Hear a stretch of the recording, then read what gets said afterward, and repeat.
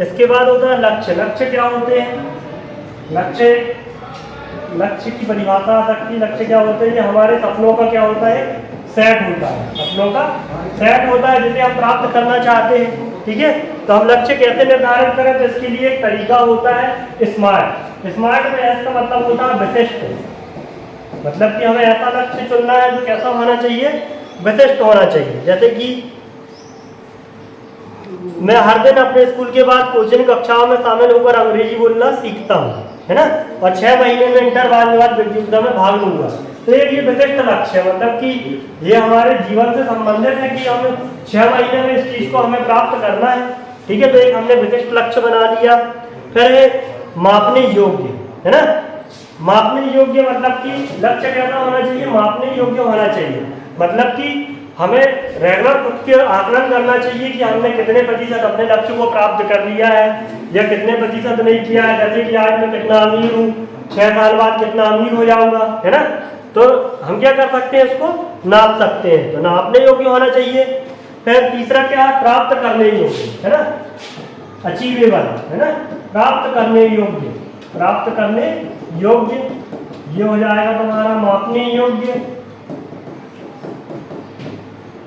प्राप्त करने योग्य। अब ऐसा नहीं कि लक्ष्य यथार्थवादी होना चाहिए, वास्तव में जिसको प्राप्त किया जा सकता है। ऐसा नहीं कि मुझे उड़ना सीखना तो मैं उड़ना सीख जाऊंगा, तो ये क्या हो जाएगी? एक काल्पनिक चीज हो जाएगी। मतलब जो चीज हम वास्तव में प्राप्त कर सकते हैं, जिनको हम मेहनत के द्वारा, वही लक्ष्य हमें निर्धारित करने चाहिए।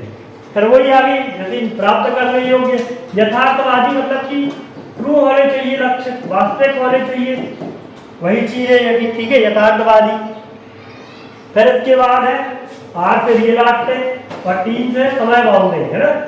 एक निश्चित समय सीमा के अंतर्गत हमें अपने लक्ष्य को प्राप्त करना है।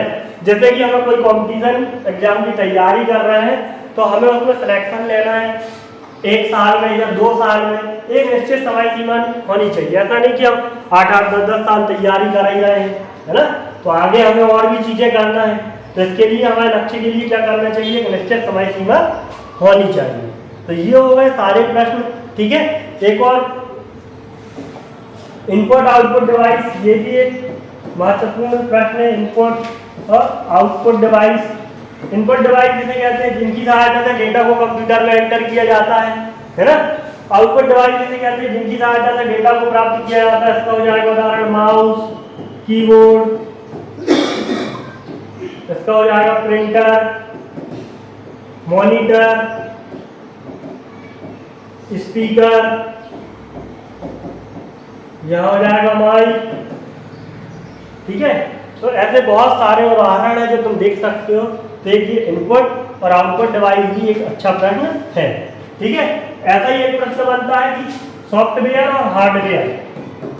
सॉफ्टवेयर और हार्डवेयर। तो कंप्यूटर 2 भागों से मिलकर बना होता है, एक सॉफ्टवेयर से और एक हार्डवेयर से। सॉफ्टवेयर से मतलब जिनकी सहायता से हम काम करते हैं, है ना, जिनको हम छू के वास्तव में नहीं देख सकते हैं, है ना। क्या कहते हैं? बहुत सारे प्रोग्रामों का समूह होता है सॉफ्टवेयर।